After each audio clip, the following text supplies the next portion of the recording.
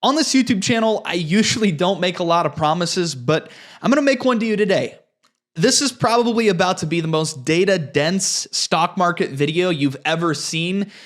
And I personally believe, I'm biased, but I personally believe this is the most important stock market video anybody could possibly stumble upon today. So as a result of that, I ask for your help in spreading this video by hitting the like button. I don't generally ask for that, but you see, I don't fearmonger to my audience. I try not to clickbait my audience, and I don't generally go with the popular opinion, which can actually hurt my YouTube channel and hurt the amount of views my videos can get. So today I'm going to be discussing the recent unemployment report, the recession fears, everything going on with the Sahm rule, everything going on with the Japanese yen and the impact on the global economy and the global stock market. And throughout all of it, I'm going to summarize to you why I'm not concerned, why I'm bullish now, and why I believe the other people that are telling you to sell your stocks are making a big mistake, and they're going to cost their audience and themselves tremendous wealth short term. But with that, one last note before I really get started here. If you are new or returning and not yet subscribed, I would encourage you to hit the subscribe button. It helps me out tremendously. And we have one of the fastest growing stock market YouTube channels on this platform, and I hope that continues, and you can be a part of it. All right, so if we go back about a month, the NASDAQ was trading at an all-time high. Euphoria was abound. Nobody could get their hands on enough stocks. Buyers were everywhere. Sellers were nowhere. And in less than a month, the entire sentiment in the stock market has flipped, and the NASDAQ is trading down 13.5% from its record high. This has happened really quickly, and especially over the last 2 or 3 trading days, this sell-off has gotten really intense. Just over the last, 3 trading days, the NASDAQ's down basically 8%. Absolutely crazy. And last night, as I was scrolling through social media and X and YouTube, there wasn't a single positive comment out there. Everybody was talking about how the world was ending, how we were entering a recession, how the Federal Reserve was too late or is too late to cut rates, and the stock market's going to enter this extreme bear market and we're all going to lose a lot of money and we all need to sell our stocks. If you don't want to stick around for this entire video, I completely understand, but at least hear me in what I said in this tweet. Last night at 12:21 a.m., I was up late. I was scrolling through social media. Like I said, I urge everyone to reject the fear-mongering echo chamber today. Times of consensus fear and panic should excite you, not scare you. We have 200 plus years of stock market history that proves this. I firmly believe that I was one of maybe 0.1% of stock market influencers that tweeted out something positive last night. This was when, futures were trading at negative 6%. Today was supposed to be a minus 6% day in the NASDAQ, and sure, it still ended up ugly. But compared to the 6%, minus 3% looks pretty good. Now, I realize that's not quite the flex I'm trying to make it out to be, but let's really get into this. So towards the end of last week, we really got our first major negative catalyst. I'm guessing all of you are aware of this, but initial and continuing unemployment claims went up quite a bit. And also the unemployment rate went up to 4.3%, triggering what's called the Sahm rule. It's quite funny. Back at the end of June, I made a members exclusive video talking about the Sahm rule and how bears weren't quite there yet, but very, very soon they'd start to talk about it. Well, I'll just show you the clip. Next on the list, most of the bears haven't gotten here yet, but I can guarantee you this is going to be their next big point. They're going to point to this Sahm rule, which historically has also been pretty accurate at anticipating recessions. There's something called the Sahm rule. The Sahm rule is named for noted economist Claudia Sahm, who accurately forecasted every U.S. recession since the 1970s. Which has now triggered the Sahm rule. The Sahm rule being triggered is a recessionary indicator. Recession triggered. You have the Sahm rule. Well, yeah, I would say we were pretty spot on with that. I'll share more on the Sahm rule later and why I think it's bogus this time around, but I really want to focus on the weakness in the most recent labor market data that had the market so convinced that the Federal Reserve is late and we're going to enter a recession. Okay, so after this weak employment report came out, the market started pricing in abundance of Federal Reserve rate cuts over the next 12 months. You can see that here towards the end. This dip in this chart actually signals that the market went from pricing in basically 5 25 basis point rate cuts over the next 12 months to pricing in more than 8 25 basis point rate cuts over the next 12 months. That happened overnight. The market all of a sudden anticipated 3 additional rate cuts over the next 12 months. That's quite significant. However, you would anticipate that if the markets expect more rate cuts to happen, the stock market would actually rally, especially the rate-sensitive stocks and the small-cap stocks that have been beat up for years now. But that's the opposite of what happened. This is the evidence that tells me investors, just because of a weak labor market report, all of a sudden decided the Federal Reserve was late, and they're too late to act, and we are in a recession or entering a recession. Let's get more granular here. I'm going to show you some data that nobody else wants to talk about, but I'm going to share it with you. First, let's look at this chart out of Texas. This shows us the initial unemployment claims in the state of Texas. You can see that most recently it has, I wouldn't say skyrocketed, but it's went up significantly. And this is a direct result of Hurricane Beryl making landfall and disrupting the Texas economy, or the Texan economy, however you want to phrase that. Now, in the most recent labor market report or employment report, the Bureau of Labor Statistics made the comment that Hurricane Beryl did not impact these numbers. I think that's entirely false, and I'll show you why. If we look at a survey from the same Bureau of Labor Statistics, you'll see this extraordinary rise in an increase in workers not at work or forced to work part-time rather than full-time because of weather-related events. This is called weather-impacted employment. This is up to over 1.5 million workers in the month of July from, what, I have it in my notes here, 280,000 in the month of June.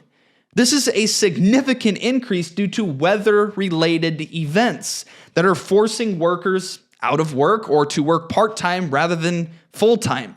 And this is a big reason the unemployment rate ticked up from 4.1 to 4.3%. And just another fun fact that nobody else will tell you is that 87% of the national increase in unemployment claims most recently, in the most recent report, came straight from the state of Texas. Further, if we look at this chart on the screen now, we can see that the bulk of today's unemployment is made up of re-entrance into the workforce. People are not losing their jobs. The reason the unemployment rate is going up is because more people are re-entering the workforce, or they're entering the workforce for the first time. This is primarily as a result, without getting political, of immigration and specifically illegal immigration, but that's why the unemployment rate is rising. And for the past 3 months, the amount of permanent job losers has actually been declining. And the data series that's actually picked up the most recently is temporary layoffs, which perhaps feeds directly into this weather-related unemployment as well. So when you actually look into the data, the labor market still looks extremely strong. I'll go further, because why not? Civilian labor force participation rate of prime age workers. This is people aged 25 to 54 years old. This is at more than a 2-decade high in the month of July. The labor force participation rate for 25 to 54-year-olds is at 84%. And these individuals are not struggling to find jobs. We can look at the civilian employment population ratio for people aged 25 to 54 years old. This basically tells us that 80.9% of those people have a job currently. That also is at more than a 2-decade high.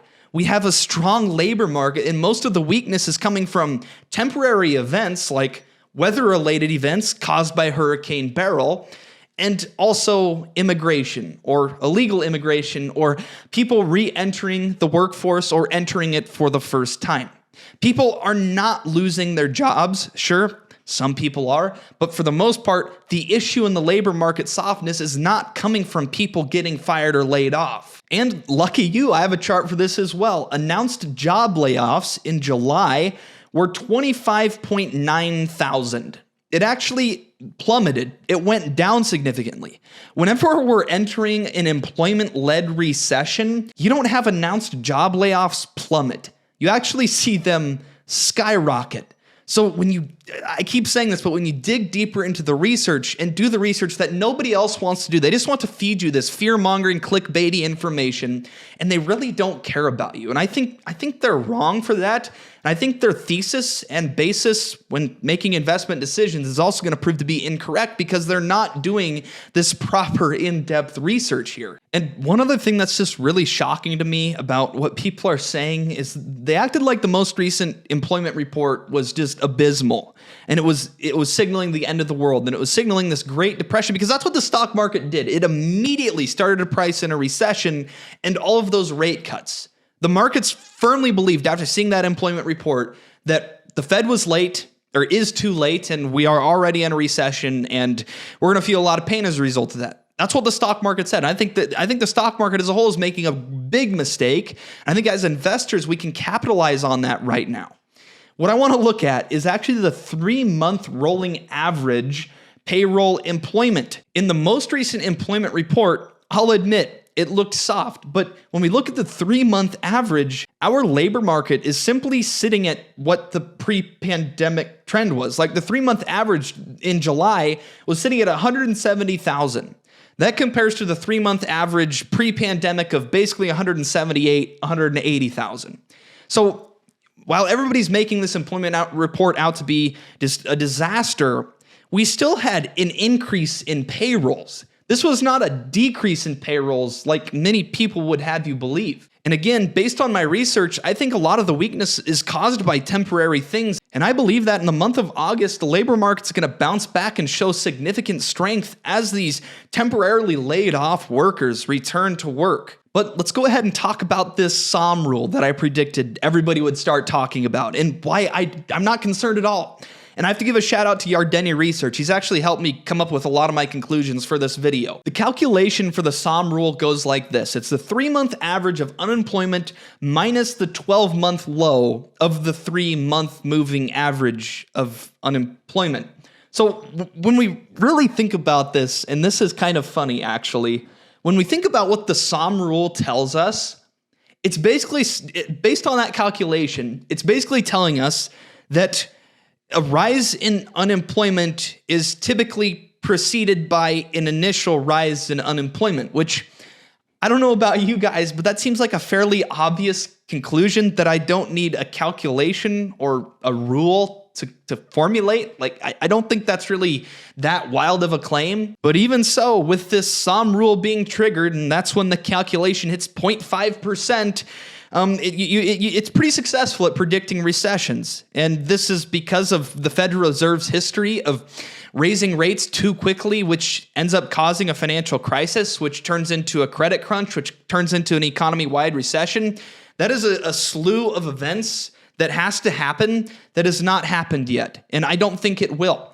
And the reason for that is because the Sahm rule, just much like what I just talked about, is impacted by a rise in re-entrance to the labor market. We can look at the insured unemployment rate, which is the blue line here. So these are insured workers. So these are civilians in the United States of America that are holding a job.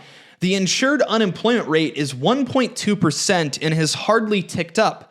Yet the official unemployment rate has risen to 4.3%. That's the red line here. Why is that? It's for reasons I've already discussed. It's primarily because of the labor force broadening and widening and becoming larger. It's not as a result of employed people losing their jobs, which is why I believe the Sahm rule is going to give another false positive this time around. But again, maybe I could be wrong and everybody else on the internet could be correct. But even if everybody else ends up being correct, I still don't think I'll subscribe to this Sahm rule because it seems very silly to use moving averages of unemployment to decide when we're about to enter a recession.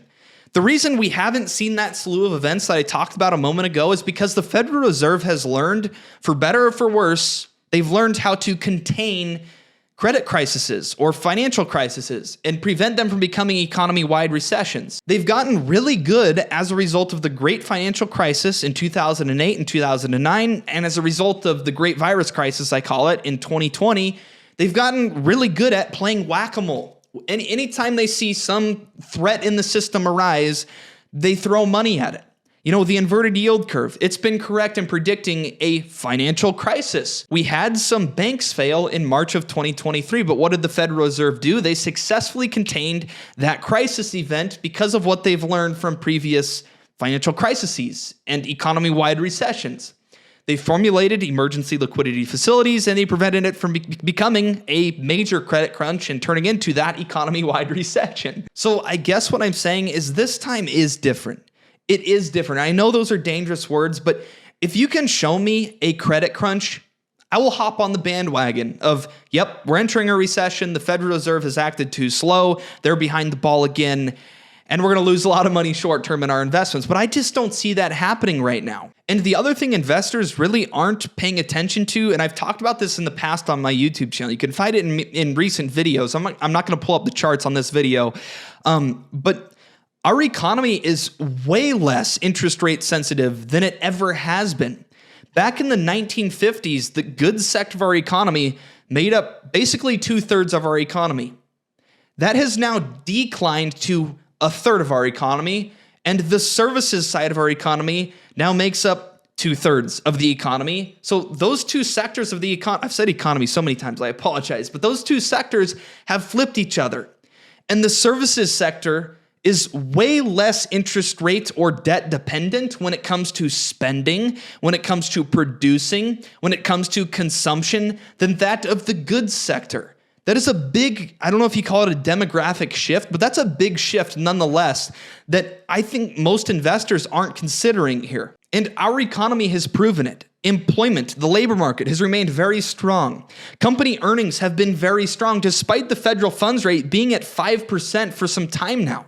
I've been subscribing to the fact that interest rates have just normalized. If you go back prior to the 0% interest rate regime, the federal funds rate was around 5%. And even back then, we performed just fine. Our companies performed just fine. Individuals, consumers performed just fine. And sure, there's been some fat that has been cut off of our economy and some euphoria that's been cut off and cut out of the stock market. But I think that's just normalizing. And the labor market itself, it can soften without it being recessionary. It's possible. It can be normalizing. And that's what I think it's doing. I've been subscribing to the fact that our economy won't see an economy-wide recession, and instead we're going to see rolling recessions roll through different sectors of the economy, which is exactly what's played out. And when we have rolling recessions rather than an economy-wide recession, it allows the entire economy to continue to grow despite certain segments of it being weak at different points in time. Now, moving on from the labor market, another thing that started to freak out the stock market, and rightfully so, is this unwind of what's called the carry trade. And this has been going on for quite some time. You can actually see if you pull up the yen per dollar and the NASDAQ 100, how these have almost perfectly negatively correlated with each other. And that's because a lot of investors actually, this is how a carry trade works. The Japanese government or the Bank of Japan has had very low interest rates, and they have been one of the very few economies that have not risen interest rates recently to combat inflation. They just haven't needed to do so.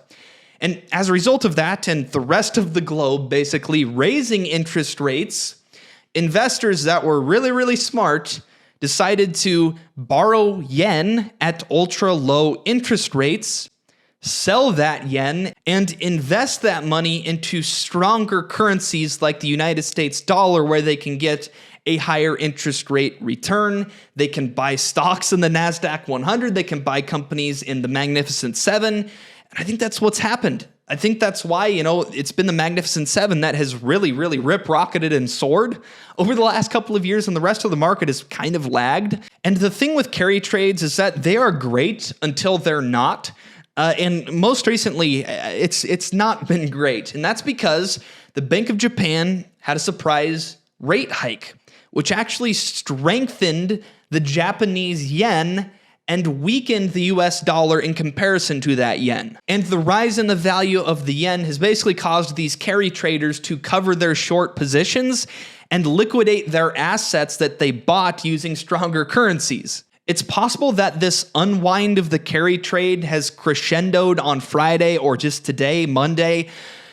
It's possible this could continue for a little while longer, but in the end, this is just going to be another blip on the radar. This isn't something that's going to cause a global catastrophe to happen. So while it's certainly interesting to pay attention to right now, I just don't think it makes that much of a difference to the investment returns and free cash flow yields you can get by buying companies today. Sure, free cash flow yields might increase if stocks go down, but in the end, I think there are already screaming deals and screaming opportunities in the stock market. And I'm not going to wait for this unwind of the carry trade to finally finish before I hit the buy button. Another thing that's really started to impact the stock market is actually, I'm going to use the word unwind again. It's been the unwind of the AI trade, where NVIDIA all of a sudden went from everything is great news to being bombarded by bad news.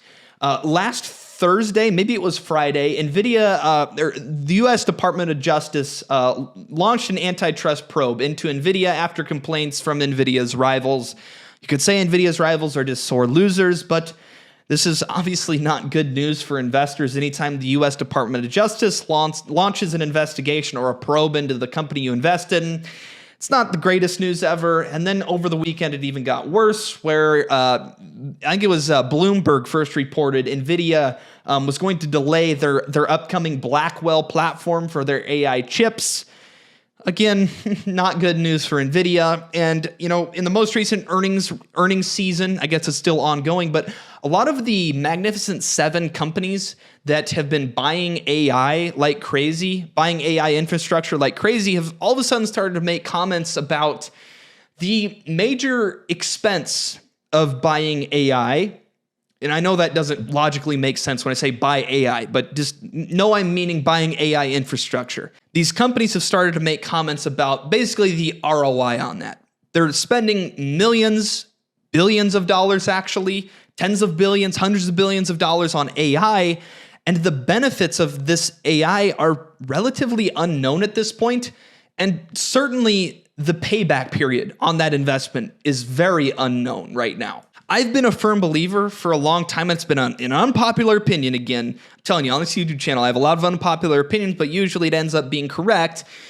I've had an unpopular opinion that most of the AI today has been around for years. We just used to call this stuff big data, but all of a sudden AI became a big buzzword, and here we are today. I think most of the excitement with AI is actually going to happen at the edge via ruggedized mobile data centers at the edge, rather than these remote data centers where there's any amount of latency. I mean, think about it. If we have a self-driving car and somebody decides to walk in front on the highway all of a sudden, does your car have time to take in that information, send it to a remote data center, for that remote data center to send back its computation back to the vehicle so that the vehicle can then make a decision? No, that's a scenario where that split second of latency can be the difference between life and death.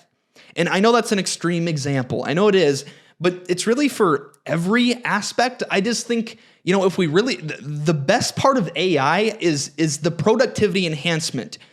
And most of the productivity enhancement will come at the edge on site. And if we want to maximize the margin and profitability and productivity enhancement, those computations have to happen at the spot. But yeah, I've been buying a company recently. It's a very small company that I think could be a very big returner for investors over the coming decade. If you want access to my price target spreadsheets, early access to my stock picks and my buy alerts and sell alerts and things like that, consider joining my monthly membership by hitting the Patreon link in the pinned comment or the join button located right next to the subscribe button. If you don't find alpha, or if you don't get alpha from the stock market via my membership, I have a 100% refund policy, so it's 100% risk-free to you to join my membership, and I'm entirely self-funded and independent, so your support monthly means a lot to me, but just the fact you guys are still watching this video this late in the video also means a lot to me, so thank you, thank you, thank you. The last note I'll make is just that we were due for some sort of correction. And I even mentioned this in my videos. You know, I've remained bullish and I'm still bullish, but even I've said we're not immune to these 5 to 10 to maybe even 15% stock market corrections. The fact of the matter is, most recently, the bullish sentiment was at levels that we've only seen like 2 or 3 times since the 1980s. And the amount of bears in the stock market, bearish sentiment, was at lows we've only seen a few times since the 1980s, basically since, you know, we started to track bull and bear ratios. And that's a problem, because that's when you're particularly susceptible to any bad news hitting the stock market, because everybody's pricing in tremendous things. And anybody that you can convince to become a bull has already become a bull, and everybody else that's still in the bearish camp is likely a perma bear, which is the stupidest thing you could ever do, by the way. So we needed sentiment to reset itself, and certainly over the past month it has done so. We're waiting for updates to the bull-to-bear ratios and bullish sentiment and bearish sentiment. But we've certainly converted some of these weak-handed bulls back into the bearish camp, and we're going to capitalize on this again. Obviously, there's been concerns overseas with war in the Middle East, those tensions rising, and that war becoming more global. I personally think the way to hedge that is to buy oil. That can be kind of a geopolitical shock absorber to your portfolio, buying oil in oil companies. I don't think it's going to really morph into this world war that people are talking about. You have to remember, when bad news is abound, people like to exaggerate. They like to make up fake news. They like to make things sound worse than they actually are. I'm not saying that war over the Middle East isn't as bad as it is made out to be, but any war is horrible, right? Any war is horrible, and there's always risk that war can break out or expand or globalize further. But the fact of the matter is, I pulled it up on the channel before, no matter what geopolitical tensions arise, no matter how involved the United States gets, you know what the stock market's done? All it's ever done for the last 200 plus years, and I kind of started this video with this via that tweet, all it's ever done, despite all of these so-called bearish catalysts that people were calling the end of the world or the start of the end of the world, all the stock market's ever done, it's gone up in a straight line up to the right. So, well, sure, okay, maybe I can be wrong about everything I've said in this video. Maybe everybody else is correct, and maybe we will see a horrible bear market. But the fact of the matter is, I have, and I'm hoping you guys as well, have years in front of us that we can invest. And the worst case scenario, if I'm wrong or if we're wrong on this YouTube channel, we still get to buy stocks at cheaper valuations and buy more companies at valuations we love even more than the valuations we've already bought them at. That's not much to complain about. And I know long term that everything's going to be okay. And my hedge against that is Bitcoin. You guys don't have to do that, but that's my hedge against, things really falling through the floor is Bitcoin.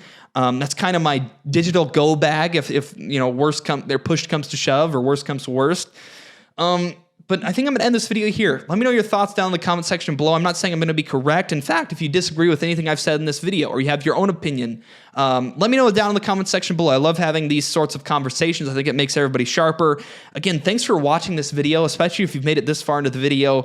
And if you're not yet subscribed, that's a problem. Hit the subscribe button for me. With that, have a great rest of your day. Stay blessed. Keep 10 toes to the ground, your chin up. Peace out.